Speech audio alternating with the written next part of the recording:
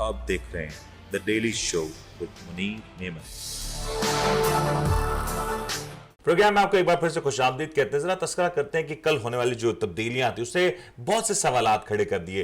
कल दो अहम मामलात हुए। एक तो सदर पाकिस्तान की जानिब से इंतखाबात के हवाले से तारीख देने का मामला रहा, दूसरी जानिब पाकिस्तान तहरीक इंसाफ के सरबराह इमरान खान साहब अदालत तशरीफ ले गए। ये दोनों ही मामलात के ऊपर पाकिस्तान मुस्लिम लीग नून ने अपना मौक़िफ़ दिया और अता ताहिर साहब पाकिस्तान मुस्लिम लीग नून के सीनियर रहनुमा, उन्होंने जो गुफ्तगू की आपको सुनाते। या आपको कोई एजाज तो नहीं को दिया जा रहा कि आप इस तरीके से हाईकोर्ट गए? क्या हम भी आइंदा ये बात समझ लें कि अगर हमें हाईकोर्ट बुलाए तो हम भी क्या पूरे मुल्क में लोगों को कॉल दें कि हाईकोर्ट के हाथे में 5000 बंदा इकट्ठा करना है?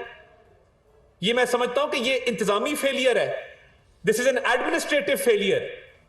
ये नहीं होना चाहिए था कि एक जलसा आप मुनक्कद करें, उसके लिए मोबिलाइजेशन करें और फिर उसको शो किया जाए। वो 1000-1200 बंदा इकट्ठा करना कोई मुश्किल नहीं है। उसको शो किया जाए कि जी बड़ी पॉपुलर वेव है, लोग निकल आए हैं हाई कोर्ट में, खुदा खौफी करें, कोई होश के नाखून लें। आपको बेल के लिए बुलाया गया था और एक जालसाजी के मुकदमे में बुलाया गया था, उस पर भी मैं आता हूं। ये जो जलसा किया गया हाई कोर्ट में, सिर्फ स्टेज की, माइक की और बैनर्स की कमी थी, बाकी पूरा जलसा था। कर लें 6 दिन मोबिलाइजेशन करके 1200 बंदा इकट्ठा करके क्या साबित करना चाहते हैं? कि आप बुज़दिल हैं, आप डरपोक हैं, आप गिरफ्तारी से डरते हैं, आपकी चीखें निकलती हैं, आपके रोने निकलते हैं इस बात से। अब जब दूसरे जज साहब तारिक सलीम शेख साहब ने पूछा कि आपके वकालतनामे पे दस्तखत और हैं, दरखास्त पे दस्तखत और हैं, तो कहा कि ये मैंने नहीं किए, जालसाजी की हुई थी ना, फोन पे कह दिया था कि मेरे साइन कर देना। तो अब जब जालसाजी निकली है और पता लगा है कि आपने वो दस्तखत आपके नहीं थे, तो फिर वो दस्तखत किसने किए? अगला सवाल ये है। वो दस्तखत किए जनाब अजहर सदीक एडवोकेट साहब ने। आपने सुना कि अता ताहिर साहब किस अंदाज से खान साहब की अदालत में पेशी और फिर कमरा अदालत के माहौल के हवाले से अपनी राय का इजहार कर रहे थे। और ये सूरत हाल यहाँ पे नहीं रुकी, बल्कि इसके बाद एक जवाबी प्रेस कॉन्फ्रेंस की गई पाकिस्तान तहरीक इंसाफ की जानिब से। फवाद चौधरी साहब ने प्रेस कॉन्फ्रेंस लीड की और फवाद चौधरी साहब का क्या कहना था आपको भी सुना लेते हैं। इमरान खान साहब की जो पेशी थी अदालत में, कानूनी तौर के ऊपर तो बहुत नज़ीरें हैं, बहुत प्रेसिडेंट्स हैं जहाँ पे उनकी पेशी की ज़रूरत नहीं थी। और मुझे नहीं पता कि जज साहबान ने क्यों ज़रूरी समझा कि उनको वहाँ बुलाना ज़रूरी है। अब मैं जब पीछे मुड़ के देखता हूँ, कल के हालात देखता हूँ, तो जहाँ एक तरफ लोगों ने बग़ैर किसी कॉल के हज़ारों लोग जो हैं वो बाहर निकले, उन्होंने अपनी मोहब्बतें निछावर की। वो एक ऐसी बात थी जो इससे पहले शायद तारीख़ में कभी हुई ही ना हो। इतनी ज़्यादा मोहब्बत का इजहार लोगों ने किसी एक शख्स से इस तरह से किया ही ना हो। लेकिन दूसरी तरफ इमरान खान की सिक्योरिटी को ख़तरे में डाला गया। ना तो वहाँ पे हाई कोर्ट की तरफ से कोई इंतज़ामात थे उनकी सिक्योरिटी के, ना पुलिस की तरफ से कोई इंतज़ामात थे। मेडिकली इम्पॉसिबल है कि आप एक जो आपकी टांग टूटी हुई है वो बड़ी मुश्किल से हील हो रही है, बेहतर हो रही है, इतने रश में एक झटका लगेगा, फिर 3 महीने के लिए जो है वो चले जाएंगे। तो सिक्योरिटी और मेडिकल दोनों एतबार से उनको बुलाना दुरुस्त नहीं था। लेकिन बहरहाल अदालत की एक इज़्ज़त और एहतराम के लिए एक जेस्चर, इस वक्त हमारा मौक़िफ़ ये है, हमारा मानना ये है कि अगर हम इस वक्त अदालतों को तगड़ा नहीं करेंगे, अदालतों को मजबूत नहीं करेंगे, तो कोई और इंस्टीट्यूशन तो बचा ही नहीं पाकिस्तान में। आप उम्मीद किससे लगाएंगे कि कोई आइन के तहफ़्फ़ुज़ के लिए कोई एक इदारा जो है वो ये कर सकेगा? तो सिवाय अदालतों के कोई और इदारा ही नहीं है जिसके ऊपर आप कोई अपनी उम्मीद बांध सकें। लिहाजा हम अदालती निज़ाम को मजबूत देखना चाहते हैं, हम जुडिशल सिस्टम के पीछे खड़े हैं। और एक जो मुनज़्ज़म कैंपेन इस वक्त चलाई जा रही है जज साहिबान के ख़िलाफ़, हम उसकी शदीद मज़म्मत भी करते हैं और हम उसके आगे दीवार भी बनेंगे। और ये जिस तरीके से ब्लैकमेलिंग टैक्टिक एक मरीम नवाज़ और उनका एक जो एक समझिए कि उन्होंने जो एक सेल अपना क्रिएट किया है, ख़ुसूसन एक इन्होंने जो 5 जजेस जो कि पनामा में शामिल थे, जिसमें चीफ जस्टिस पाकिस्तान शामिल हैं, जिसमें सीनियर जजेस जो हैं जस्टिस जाजुल हसन शामिल हैं, मुज़ाहिर नकवी साहब शामिल हैं, इनके ख़िलाफ़ तो एक पूरी नंगी कैंपेन जो है वो PMLN ने लॉन्च कर दी है। और इसकी हम जितनी मजम्मत करें उतनी कम है। तो आपने तमाम तर गुफ्तगू सुनी। अब ये गुफ्तगू के बाद जरा इस तमाम तर डेवलपमेंट के ऊपर आईनी नुक्ता नजर क्या है, इस सवाल से गुफ्तगू करेंगे। हमारे साथ ज्वाइन करें जनाब एडवोकेट नासिर अजीम साहब। इनसे जरा जानने की कोशिश करते हैं कि कल जो दो अहम वाकयात हुए, इन दोनों अहम मामलात के हवाले से आईनी तकाजे क्या है और आइन इस हवाले से क्या कहता है। नासिर साहब, कल दो चीजें हुई, बड़ी इंपॉर्टेंट चीजें थी। एक तो पहले अगर मैं खान साहब की अदालत की पेशी की बात करूं, खान साहब कमरा अदालत चले गए, अदालत में उनकी पेशी हुई और मौजूद जजेस ने खान साहब की पेशी को बहुत वेलकम भी किया। तो कल ये जो मनाजिर देखे गए, अब इसके हवाले से क्या डेवलपमेंट थी और कल की जो पेशी खान साहब की अदालत में हुई वो कितनी अहम थी कानूनी पॉइंट ऑफ व्यू से? बहुत शुक्रिया मुनीर साहब आपका, विनस टीवी का, आपकी पूरी टीम का। आप खान साहब के केस के हवाले से पूछना चाह रहे हैं और कल की अपीयरेंस के हवाले से बात कर रहे हैं। सारी चीज़ें स्क्रीन पे लाइव चलती रही, खान साहब की अपीयरेंस और ख़ास तौर पे कोर्ट रूम तक जाने के तमाम मनाजिर। अगर आप लीगली बात करें, जो खान साहब गाड़ी में बैठ के और उनकी वकला इस्तदा करते रहे कि गाड़ी में ही अटेंडेंस लगवा ली जाए, पहली तो ये अपडेट चलती रही। तो कानूनी एतबार से जो इस तरह के मामलात होते हैं या इस तरह की बेल जो मांग रहे होते हैं कोर्ट से, उनका अपीयर होना बहुत जरूरी होता है। फिर जैसा कोर्ट ने हुक्म फरमाया कि आपको कोर्ट में आना पड़ेगा, फिर खान साहब भी कोर्ट में गए और जो खान साहब को जमानत मिल गई वो तो उनका राइट था, और एक एक्यूज का राइट होता है कि वो जमानत अप्लाई करे और कोर्ट की डिस्क्रिप्शन होती है कि वो जमानत ग्रांट करे। जी मुनीर साहब। अच्छा, लेकिन कल एक सवाल यह भी उठाया गया तहरीक इंसाफ के रहनुमाओं की जानिब से कि माजी में ऐसा कई बार हुआ, मुतअद्दिद दफा हुआ कि जो एक्यूज हो उसको जमानत इस तरह से दी गई हो। शहबाज शरीफ साहब को हमने देखा कि हालिया कुछ दिनों पहले, कुछ महीनों पहले की बात है, किस तरह से जमानत दी गई। हमजा शहबाज साहब का एक मैटर था, वो भी हमने देखा कि घर पे जाके उनके हवाले से जो प्रोसीडिंग्स थी उसको मुकम्मल किया गया और फिर उसका एक तरीके कार को मुख्तस किया गया, तो वहां पे वो चीज भी देखी गई। इसहाक डार साहब और दीगर जो सियासी रहनुमा हैं, उनके हवाले से भी बहुत अरसे तक क्लैरिटी ना होने के बावजूद उनको जमानत दी गई। क्या खान साहब को कमरा अदालत ले जाना जरूरी था? अगर ना ले जाया जाता तो फिर क्या होता? देखिए मुनीर साहब, जहां तक कमरा अदालत की आप बात कर रहे हैं कि जरूरी था कि नहीं, और आप प्रीवियस केसेस के हवाले से डिस्कस कर रहे हैं, देखिए वो मैटर अलग है, पर्सनैलिटीज अलग है, उनके नवैयत केसेस के अलग होंगे, और वो जो पेश हुए या नहीं हुए या उनको कमरा अदालत तक जाना पड़ा या नहीं। खान साहब की जहां तक बात करते हैं ना, जब एक्यूज होता है तो उसको कमरा अदालत में अपेयर होना बहुत जरूरी होता है। बेल बिफोर अरेस्ट में तो बहुत जरूरी होता है, जब तक वो कोर्ट में नहीं जाता बेल बिफोर अरेस्ट का तो हकदार ही नहीं होता। सेकंड ये बात करता चलूं कि जब खान साहब लाहौर हाई कोर्ट पेश होने जा रहे हैं, तो इतने बड़े मॉब के साथ जाना ही नहीं बनता था, वो गैर मुनासिब था। अगर कोई कोई मसाइल होते हैं, ख्याली मुख्तलिफ नवैयत की दर्ज होती हैं, और सुनने में आ रहा है कि एक अदद हुई भी है और वो आई थिंक कि रास्ते की है। अब बात ये है कि जब आप इतने बड़े मॉब को लेकर जाएंगे तो उसको संभालेगा कौन? फिर वहां पे स्पीचेस का करना, तो ये सारी की सारी जो लेकिन में नासिर साहब, अगर मैं गलत ना हूं तो मरियम नवाज साहबा जब कमरा अदालत की जब जाती थी, जब उनको अदालत में पेशियां होती थी, तो उस वक्त भी मुस्लिम लीग नून की क़यादत के हमरा बहुत बड़ी तादाद होती थी, वोटर्स की, सपोर्टर्स की, उनके चाहने वालों की। कल भी खान साहब जब गए तो खान साहब के हवाले से क्लियरली सिक्योरिटी रिस्क तो है, और फिर उनकी जो तबीयत है, मेडिकल कंडीशन की अगर मैं बात करूं तो डॉक्टर्स की जानिब से अभी भी उनको कुछ वक्त के लिए कहा गया है कि रेस्ट किया जाए। ऐसी सूरत हाल में अगर खान साहब जमान पाक से निकल के कमरा अदालत पहुंचे हैं और कारकुनान वहां पे पहुंचे हैं बिना किसी कॉल के, तो फिर इसको अदालत में चैलेंज किया जा सकता है?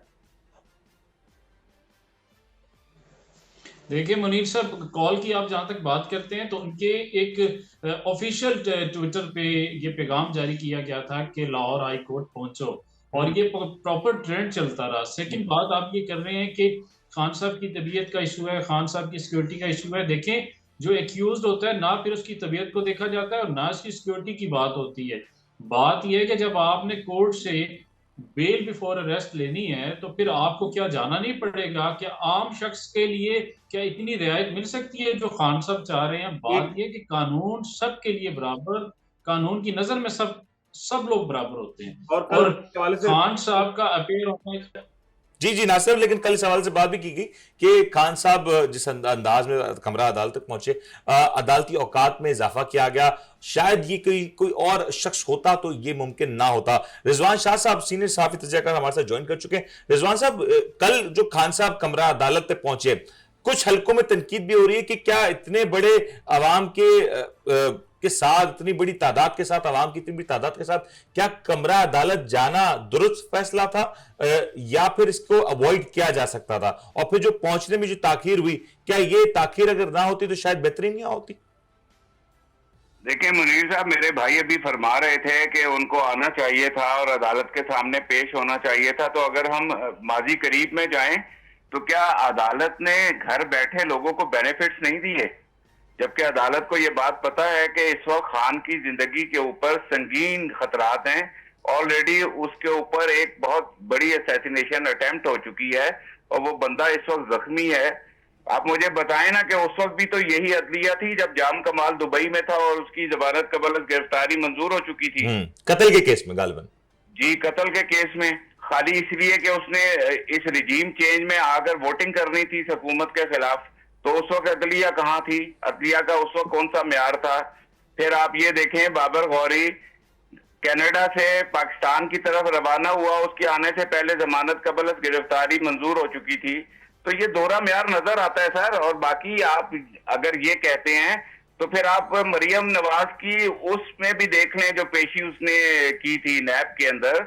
उस पेशी के अंदर उन मोहतरमा ने क्या किया था और कितना लोग था और कितना वहां पे हंगामा हुआ था, कितनी मारपीट हुई थी। उस वक्त फौरन नैब ने, एहतसाब अदालत ने फौरी तौर पे वो पेशी ही मुलतवी कर दी थी। तो ये चीजें ना कहें सर, ये एक तरफा सोच ना सोचें, पाकिस्तान का सोचें और पाकिस्तान के लेवल की बात करें। अदलिया को अपना किरदार अदा करना पड़ेगा। अदलिया अपना किरदार अदा नहीं करेगी तो निजाम बहुत शदीद खतरे में है। लेकिन शाह साहब, जैसे कि आप फरमा रहे हैं कि माजी में इस तरह से होता रहा, कल भी जब खान साहब पहुंचे तो मौजूद जजेस साहिबान की जानिब से खान साहब की तशरीफ आवरी को वेलकम किया गया और बड़े एक पॉजिटिव जेस्चर उसमें भी नजर आया। और जो बेल के मामला थे, जो यकीन तौर पर खान साहब का राइट भी था, वो भी एक्सरसाइज हमें देखा गया कि बआसानी इसके बाद हो गए। अब मरहला आगे की तरफ बढ़ गया है। अब शायद खान साहब को अगली बार अदालत जाने के हवाले से सस्ता हासिल हो सकती है। अगर ये हो जाता है तो फिर मेरे ख्याल से इस तरह की केसेस में अब जान कम हो जाएगी। सर, केसेस तो अपनी जगह पर रहेंगे। मौजूदा हुकूमत इस वक्त भरपूर कोशिश कर रही है कि केसेस में फंसाया जाए, केसेस में बुलवाया जाए। आपको सब चीजें नजर आ रही हैं। आज नैब के जो चेयरमैन मुस्ताफी हुए हैं, उन्होंने बहुत बड़ा बयान दिया है। उन्होंने कहा अरबों रुपए बाहर रखकर हमसे कहते हैं कि फलाने को उठा लो, फलाने की जमीन जो है उस पर कब्जा करवा दो। तो उसको तो आप अभी नजरअंदाज ही नहीं कर सकते। उस पर तो मैं समझता हूँ कि सुप्रीम कोर्ट को खुद नोटिस लेना चाहिए और जो नैब के चेयरमैन मुस्ताफी हुए हैं उनको फौरी तौर पे तलब करके तमाम तहकीकात की जानी चाहिए। सर, ये नैब वाला मामला यकीन तौर पर इंटरेस्टिंग है। मैं इसके ऊपर आता हूँ शाह साहब। ये साहब मेरी बात सुने। जी जी। इंसाफ का म्यार एक आम शहरी के लिए, एक अपोजिशन के लीडर के लिए और हुकूमती अरकान के लिए एक जैसा होना चाहिए। मेरा तो ये कहना है सर। बिल्कुल सही, आपका मौकफ आ गया। लेकिन कल एक और बड़ी डेवलपमेंट हुई। मैं इसके बाद ये नैब वाले मामले के ऊपर आता हूं। नासिर साहब, कल ये जो एक एड ऑन था, हमने देखा कि सदर पाकिस्तान ने आम इंतखाबात के हवाले से जिस वक्त बातें चल रही थी कि पंजाब और केपीके में ज़िमनी इंतखाबात, इनफैक्ट ये जो सूबाई सतह के जो इंतखाबात हैं वो होने हैं, उसकी तारीख नहीं दी जा रही थी। सदर पाकिस्तान ने बिल आखिर इसमें इंटरवीन किया। अब सदर पाकिस्तान का इंटरवेंशन करना क्या कानूनी और आईनी तौर पे ये दुरुस्त फैसला है? क्या सदर के पास इख्तियारात मौजूद है? देखिए, जब रिजवान साहब मैं आपकी तरफ आता हूं। मुनीर साहब, मैं आपको ये बताना चाहूंगा कि जो प्रेसिडेंट का ऑर्डर आया है वो कॉन्स्टिट्यूशन की भी एक बार फिर वायलेशन की गई है। और उसे मैं आपको क्लियर कर देता हूं कि कॉन्स्टिट्यूशन क्या कहता है। जो आर्टिकल 105 है वो गवर्नर को इख्तियार देता है कि governor to act and advice ETC where the governor or dissolve the provincial assembly। अगर गवर्नर डिसॉल्व करता है प्रोविंशियल असेंबली को चीफ मिनिस्टर की एडवाइस पर, फिर गवर्नर ने तारीख का ऐलान करना है, गवर्नर ने बताना है कि कब होगा। अब प्रेसिडेंट ऑफ लेकिन अगर गवर्नर नहीं कर रहा, अगर गवर्नर नहीं कर रहा नासिर साहब, इलेक्शन कमीशन भी इस हवाले से खामोश है, गवर्नर भी विद इन ड्यू फ्रेम इस तारीख का अनाउंसमेंट नहीं करता, तो क्या सदर पाकिस्तान इसमें इंटरफेयर नहीं कर सकता? सर बिल्कुल नहीं कर सकते। अगर गवर्नर नहीं कर रहे तो मैं आपके नोटिस पे एक बात ला दूं जो मेरे इल्म में आई है कि लाहौर हाई कोर्ट में सिंगल बेंच का एक फैसला आ चुका है, जिसमें आपको पता होगा कि इसी हवाले से वो मैटर चल रहा है। ये मामला सब जुडिस है, तो प्रेसिडेंट ऑफ पाकिस्तान का करना तो बनता ही नहीं था। प्रेसिडेंट कब कर सकता है? आर्टिकल 48 प्रेसिडेंट को इख्तियार देता है कि अगर प्राइम मिनिस्टर की एडवाइस पर प्रेसिडेंट ऑफ पाकिस्तान ने असेंबली को तहलील किया हो तो देन प्रेसिडेंट ऑफ पाकिस्तान तारीख देने का मजाज होगा, तारीख दे सकेगा। अगर आप इजाजत दे तो मैं आपको 4 लाइनें पढ़ के आप पढ़ के बता दें। एग्जैक्ट वर्ड कॉन्स्टिट्यूशन क्या कहता है कि way the president dissolve the national assembly not with standing anything contained in clause 1 he shall ए कहता है appoint a date not later than 90 days from the date of the dissolution from the holding of general election to the assembly। President कब कर सकता है? जब prime minister की advice पे किया हो। देखें, अगर कोई शख्स आइन की बात नहीं मान रहा, आइन के मुताबिक काम नहीं कर रहा, 90 दिन की बात नहीं मान रहा, कानून आइन को वो हटा रहा है अपने आगे से, पसे पर्दा फेंक रहा है, आइन शिकनी कर रहा है, तो जिम्मेदार गवर्नर होगा। अगर गवर्नर आइन शिकनी कर रहा है तो यकीनन गवर्नर के खिलाफ मुकदमा हो सकता है। एक चीज ये मेरा सवाल इसी से जुड़ा हुआ है नासिर साहब, मुझे ये चीज क्लियर कर दें कि नासिर साहब इसके दरमियान अगर गवर्नर ही डिले कर रहा है तो प्रेसिडेंट ऑफ पाकिस्तान क्यों खान साहब को खुश करने के लिए एक और गैर आईनी काम करके बहरान पैदा कर रहे हैं? मेरा सिर्फ ये बात, मैं इसी के ऊपर मेरा सवाल आप ही से, मुझे आप ये बता दें कि इसमें 2 पहलू हैं। एक गवर्नर का इख्तियार है और विद इन ड्यू फ्रेम है। अगर उस टाइम फ्रेम में गवर्नर जिस तौर पे इसको अनाउंस कर सकते हैं वो गवर्नर का इस्तेकाक है। गवर्नर अगर अनाउंस नहीं करता तो ये जो तमाम तर सूरत हाल का जो ओनस है, जिम्मेदार है वो गवर्नर होगा। लेकिन अगर इस सिचुएशन में अगर हम देखें तो ये फर्स्ट टाइम इस तरह की सिचुएशन हुई है कि सदर पाकिस्तान ने इस तरीके से इंटरवीन किया, क्योंकि माजी में पाकिस्तान में सूबाई असेंबली इस तरह से तहलील भी नहीं हुई। तो आइन की तशरीह के हवाले से भी कहा जा रहा है कि इसकी तशरीह किस अंदाज से की जाती है, ये भी बड़ा अहम है। अब अगर सदर पाकिस्तान ने इसमें इंटरफेयर करते हुए इलेक्शन कमीशन को ये अहकामात जारी कर दिए हैं, तो क्या सदर पाकिस्तान के हवाले से भी कोई कार्रवाई हो सकती है, या लीगल बाइंडिंग के तौर पे या लीगल लिमिटेशन के तौर पे इसको ट्रीट किया जाएगा? मुनीर साहब, बात यह है कि गवर्नर तो कर ही रहा है आइन शिकनी, गवर्नर तो डिले करके अपने खिलाफ मुकदमा बनाने के लिए तैयारी कर ही रहा है। वो मामला सब जुडिशियल लाहौर हाई कोर्ट में कोर्ट्स ने देखना है। कॉन्स्टिट्यूशनल कोर्ट्स, हाई कोर्ट्स होती हैं, सुप्रीम कोर्ट होती है। अगर गवर्नर नहीं देता 90 दिन के अंदर डेट, तो देखिए कोर्ट्स 90 दिन के अंदर डेट देनी है, 90 दिन के अंदर इलेक्शंस करवाना है। नासिर साहब, 90 दिन के अंदर डेट देनी है, 90 दिन के अंदर इलेक्शंस करवाने हैं। सर मैं यही अर्ज कर रहा हूं, ये फिर कोर्ट्स का काम है, कोर्ट्स देख रही हैं, मामला सब जुडिस है। इसके दरमियान में सदर पाकिस्तान ने जो हरकत की है, इसे हरकत कहा जाएगा। आइन उनको इजाजत ही नहीं देता। एक बार आपको याद होगा, पहले भी आइन शिकनी कर चुके हैं, प्राइम मिनिस्टर साहब के कहने पे, इमरान खान साहब के कहने पे आइन शिकनी करके। ठीक है, आपका पॉइंट आ गया। मुझे शाह साहब मुझे जरा इसके ऊपर आप एक फीडबैक दे दें कि कल ये जो सदर पाकिस्तान वाला मामला हुआ है, अब क्या सदर पाकिस्तान के इख्तियारात के ऊपर बात की जा रही है कि क्या सदर पाकिस्तान के पास इख्तियारात हैं, क्या वो इलेक्शन कमीशन को पाबंद कर सकता है उस सूरत हाल में कि जब गवर्नर किसी भी तौर पे कोई इकदाम नहीं उठा रहा, तो क्या सदर Pakistan as a supreme commander वो इसको डील कर सकता है, इलेक्शन कमीशन को अहकामात जारी कर सकता है? देखें, बात इस तरह है कि सदर पाकिस्तान सुप्रीम कमांडर है, वो आर्मी चीफ को भी पूछ सकते हैं, वो किसी इदारे को भी क्वेश्चन कर सकते हैं। और पहली तो बात, मैं अपने दोस्त को जो गुफ्तगू कर रहे थे, मैंने बड़े तहम्मुल से उनकी गुफ्तगू सुनी है। पहले वो मुझे ये समझाएं कि आखिर ऐसी कबाहत क्या है कि इतना शोर मच गया है और इलेक्शन की डेट अनाउंस नहीं हो रही। पहले तो ये नीयत बताएं कि उनकी नीयत क्या है। जब आप इस तरह कर रहे होंगे इलेक्शन कमीशन सर उनकी अगर नीयत अगर गलत भी है, मैं अगर मफरूजे के तौर पे कहूं ना शाह साहब, अगर नीयत खराब भी है या नीयत में कोई खोट भी है तो अदालतें उसका फैसला करेंगी ना। सर देखें, सदर ने निशानदेही की है एक आर्टिकल के तहत। वो मेरे दोस्त जानते हैं वो आर्टिकल के किस आर्टिकल के तहत की है। तो क्या वो आर्टिकल के तहत सदर किसी को अनाउंसमेंट नहीं कर सकता? आप पूछें जरा इनसे, क्या वो आर्टिकल, क्या ये मैं पूछ लेता हूं नासिर साहब, क्या कोई कानून में किसी भी तौर पे कोई छोटा सा भी ऐसा कोई आर्टिकल या कोई कानूनी पहलू है जिसकी रोशनी में सदर पाकिस्तान अनाउंस कर सके इलेक्शंस के हवाले से? देखिए, मैंने आपको पहले भी क्लियर किया, सदर पाकिस्तान तब कर सकता है कौमी असम्बली को प्राइम मिनिस्टर के कहने पे तहरीर किया और कौमी असम्बली की डेट देनी हो। पंजाब असम्बली, केपी असम्बली, वो गवर्नर ने डेट देनी है, वो गवर्नर ने मामला तय करना है। और अगर गवर्नर नहीं करता तो फिर उस आइन की तशरीह और उस कोर्ट्स करती हैं, मामला सब डिसाइड हुआ। यह है कि सदर पाकिस्तान ने पहले भी आइन शिकनी की। ठीक है, मतलब कानून में बकौल आपके कोई गुंजाइश नहीं है ना? जी मुनीर साहब, मतलब आप जो कह रहे हैं कि कानून में इस हवाले से सदर पाकिस्तान के पास किसी किस्म की गुंजाइश नहीं है। At the end of the day अगर गवर्नर फैसला नहीं कर पाता तो कोर्ट्स के पास ये मामला जाएगा और कोर्ट से डिसाइड करना है।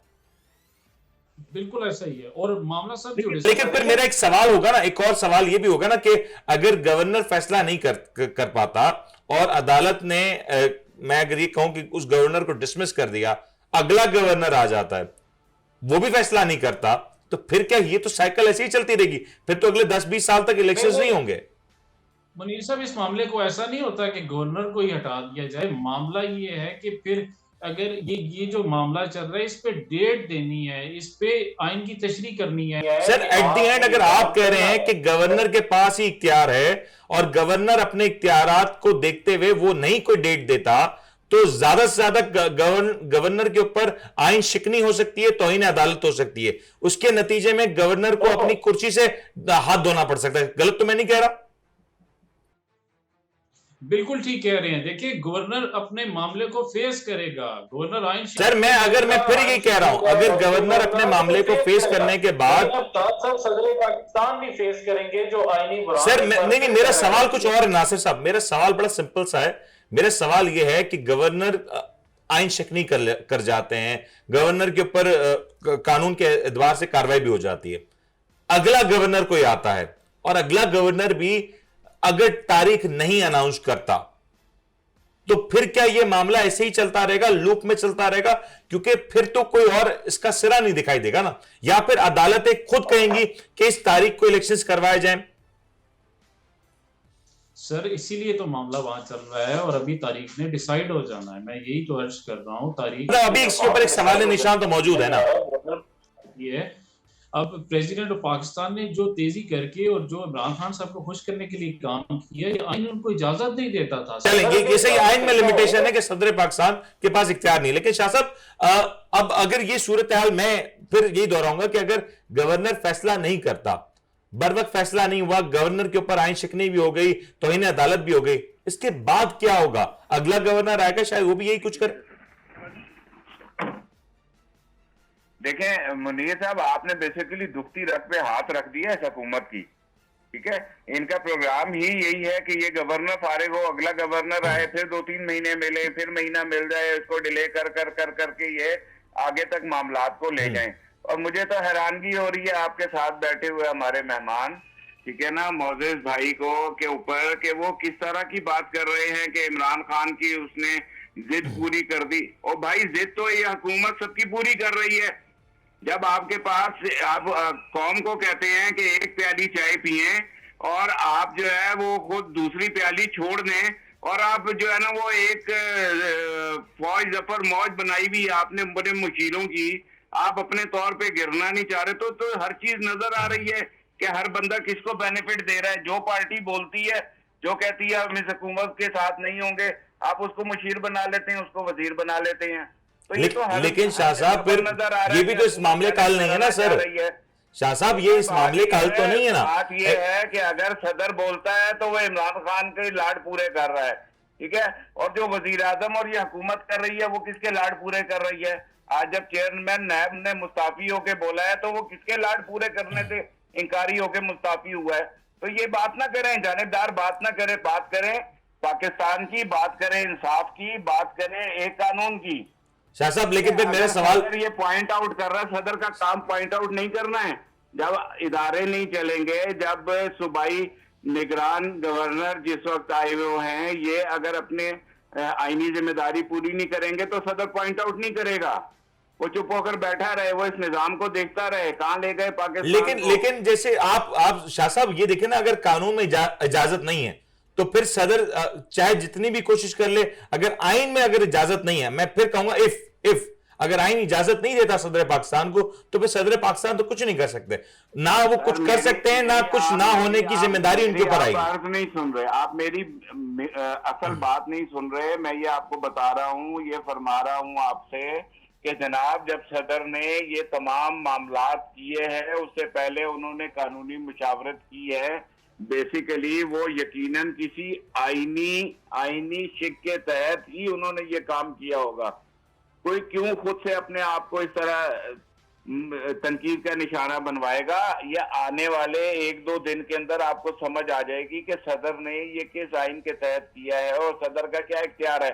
इस डिबेट को उछालना एक अलग बात है, ये वतीरा है इस हुकूमत का। अच्छा, अगर शाह साहब मैं अगर इसके अगले पहलू की तरफ बात करूं, अभी क्योंकि मैटर सारा सब जुडिस है और उम्मीद करते हैं कि अदालतों से इस हवाले से बहुत जल्द हमें एक खबर भी आ जाएगी, एक इस पर क्लैरिटी आ जाएगी। अब मुझे यह बता दें कि अगर इस 90 दिन के अंदर ये इलेक्शंस होने हैं तो गालिबन अब वक्त बहुत थोड़ा रह गया है। क्या अगर आज अदालत इस तमाम तो सूरत हाल का तयन कर लेती है कि इसी 90 डेज के फ्रेम में ये इंतखाबात होने हैं, तो सियासी जमातें कहां खड़ी होंगी? क्योंकि आज अगर ज़िमनी इंतखाबात की बात की जाए तो पीडीएम की बड़ी जमातों ने ज़िमनी इंतखाबात का बॉयकॉट कर दिया, तो ज़िमनी इंतखाबात होने हैं, वो भी एक चैलेंज होगा। और फिर साथ में पंजाब और केपीके में जो सूबाई इलेक्शंस होने हैं, उसकी भी तैयारी का मरहला है, उसमें भी एक बड़ा इशू है, वो भी फिर एक बड़ा चैलेंज हो जाएगा हुकूमतों के लिए। देखिए, आप चीजों को डिले करके मजीद उलझा रहे हैं बेसिकली।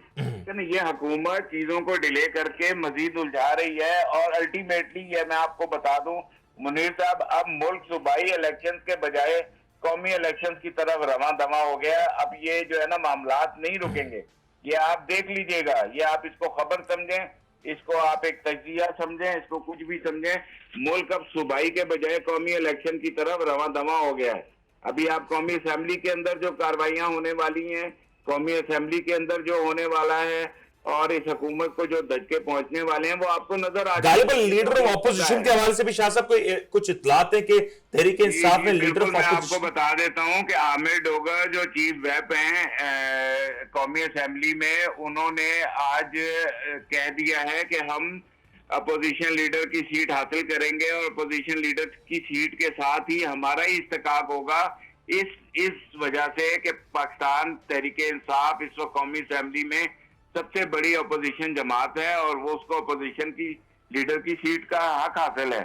तो ये अभी अपोजिशन की लीडर के ऊपर जिस वक्त अगर तहरीक इंसाफ वापस आ जाती है तो फिर आप किस तरह देख रहे हैं इन मामलात को? चले इसके ऊपर आता हूं शाह साहब आपकी तरफ, लेकिन नासिर साहब मुझे क्योंकि इसको वाइंड अप करना है, मुझे ये बता दें कि अभी इस वक्त जो सूरत हाल है, क्लैरिटी नहीं है। दूसरी जानिब अभी ज़िमनी इंतखाबात में भी बड़ी सियासी जमातों ने बॉयकॉट का ऐलान कर दिया है। मुल्क की मौजूदा फाइनेंशियल सिचुएशन भी कोई ज्यादा बेहतर नहीं है और ऐसे में अखराजात का बोझ अगर इलेक्शंस की सूरत में भी हो तो वो यकीन तौर पर बड़े नाप तोल के करना होगा। क्या ये बेहतर हो सकता है या क्या ये ऑप्शंस में है कि इस हुकूमत को सूबाई इंतखाबात ना कराते हुए एक जनरल इलेक्शंस की अगर कॉल दे देती है और गालिबन वो जून या जुलाई के महीने का अगर इलेक्शन का टाइम हो, तो फिर क्या उस सूरत में भी सूबाई असेंबलियों के इलेक्शंस करवाने होंगे 90 डेज के अंदर? देखिए, कानूनी तौर पे तो पाबंद है सूबाई असेंबलियों के इलेक्शंस करवाना। आइन ये कहता है 90 दिन के अंदर होना है, तारीख का आना जरूरी है। सेकंड बात ये है कि अब तो प्रोविंशियल असेंबलीज और आपको पता है कि जो वफाक की सीटें थी, अगर बाकी पे स्टे ना हुआ या रिस्टोर ना हुई तो उन पे ज़िमनी इंतखाबात होने जा रहे हैं। सही। और कानूनी तौर पे, आईनी तौर पे तो ये पाबंद हैं, रहेंगे और इन्हें करवाना पड़ेगा। प्रॉब्लम कहाँ आई, आपको याद होगा कि जब खान साहब की हुकूमत को गिराया गया और पीडीएम की हुकूमत ने टेक ओवर करना था, तो प्रॉब्लम वहां आई कि जब आईनी बुरान पाकिस्तान तहरीक इंसाफ ने पैदा कर दिया, फिर अब वक्त के साथ साथ वो आईनी बुरान हल होने के बजाय, मैं पाकिस्तान तहरीक इंसाफ के खिलाफ नहीं, मैं सिर्फ कानूनी बात करना चाह रहा हूँ कि जब के गवर्नर आइन शिकनी कर रहा है, गवर्नर नून लीग का है, वो उनका रिप्रेजेंटेटिव है, तो आपको चाहिए ये कि अगर एक शख्स आइन शिकनी कर रहा है, आप वेट करें, उस पर आर्टिकल 6 का इंतजार करें। देखिए ना, कोई शख्स आइन शिकनी करता है तो क्या ये पाकिस्तान में बिल्कुल कानून तो है, आइन शिकनी करेगा आर्टिकल 6 लग जाएगा। और आर्टिकल 6 बड़ा एक मतलब इटसेल्फ एक बहुत बड़ा इसमें चार्ज है आर्टिकल 6 में।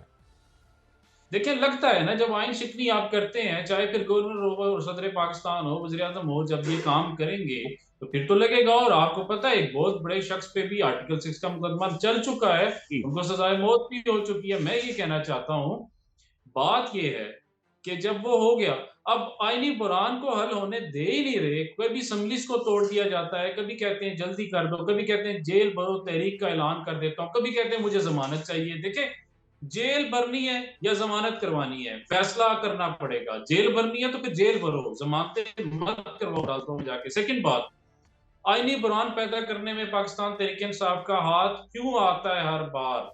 और अगर कोई नून लीग का आइन शिकनी कर रहा है, यार वेट करो, केस होने दो उस पे, उसे भुगतने दो उसके मसाइल को। लेकिन मेरा नासिर साहब फिर सवाल वहीं पे होगा ना, नासिर साहब मेरा सवाल फिर यहीं पे होगा कि इस 90 डेज के पीरियड के अंदर अगर तो कौमी असेंबलियां तहलील हो जाती हैं, मुकम्मल तौर पे कौमी असेंबली और 2 सूबाई असेंबलियां अगर ये तहलील हो जाती हैं और एक फ्रेश इलेक्शंस की डेट का अनाउंसमेंट कर दिया जाता है, तो इवन इन दैट सिचुएशन जो सूबाई असेंबलियां हैं पंजाब और केपीके की, उनके इंतखाबात इसी 90 डेज के फ्रेमवर्क में कराने होंगे और फिर जो नेशनल असेंबली की जो ज़िमनी इंतखाबात हैं शायद वहां तक एक रिलैक्सेशन होगी, उसकी जरूरत नहीं पड़ेगी।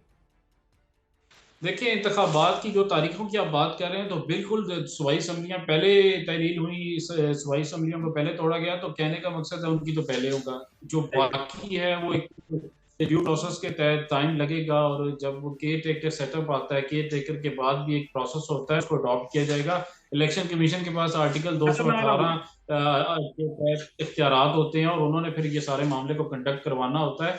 तो बात ये है कि जो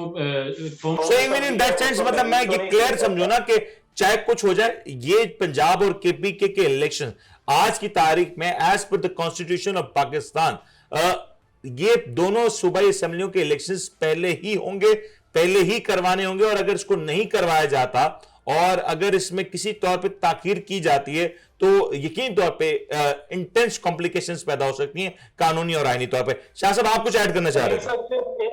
जी नासिर साहब, मैं ये ऐड करना चाह शाह साहब एक सेकंड आ रहा हूं आपकी तरफ।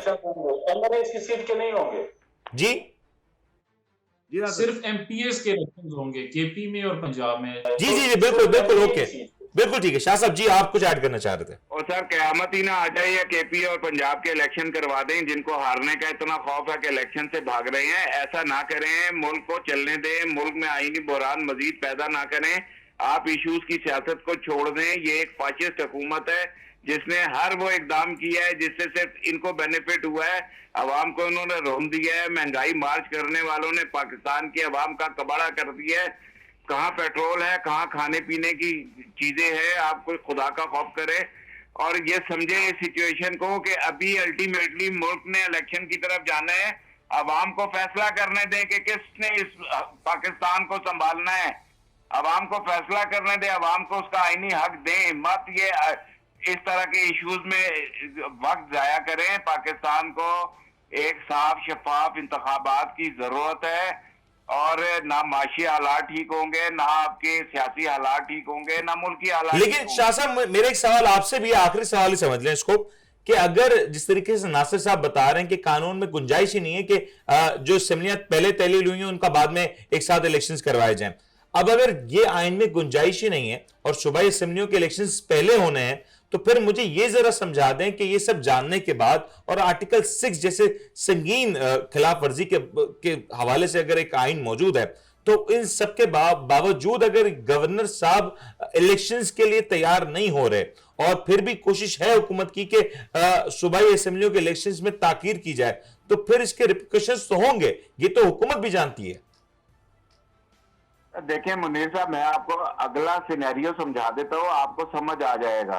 अगला सिनेरियो ये है कि इस हुकूमत के ऊपर अदम एतमाद होने जा रहा है आने वाले दिनों के अंदर, और बिल्कुल अदम एतमाद होगा और ये हुकूमत एग्जिस्ट नहीं करेगी। इस हुकूमत के पास वोट पूरे नहीं है, ये हुकूमत 2 वोटों पे खड़ी हुई है।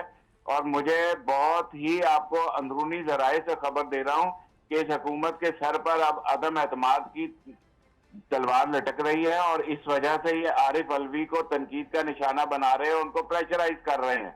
या आप आने वाले दिनों में देखिएगा, वहां पर ना सूबों की बात होगी ना कुछ होगा, वहां पर सिर्फ ये बात होगी कि कौमी इलेक्शन करवाए जाएं। चलिए ठीक हो गया शाह साहब, आपका पॉइंट आ गया मेरे पास। क्योंकि प्रोग्राम में वक्त की कमी है, मैं आपको शुक्रिया अदा करना चाहूंगा।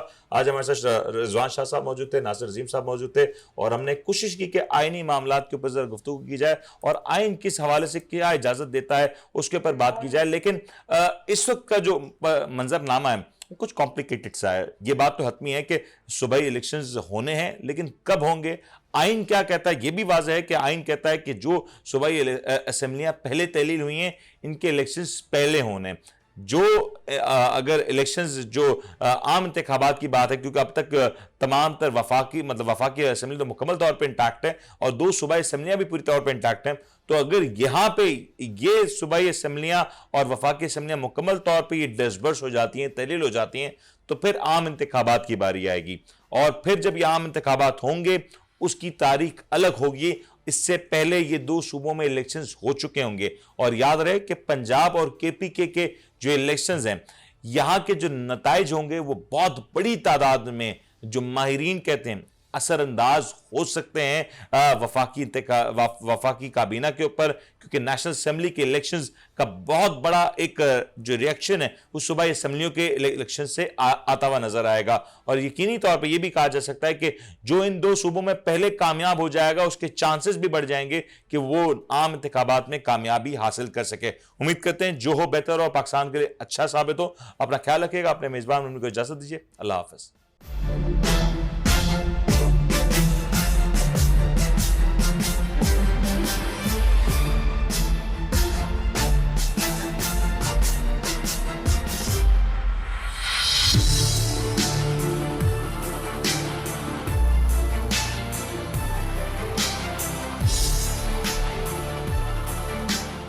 आप देख रहे हैं the daily show with Munir Memon.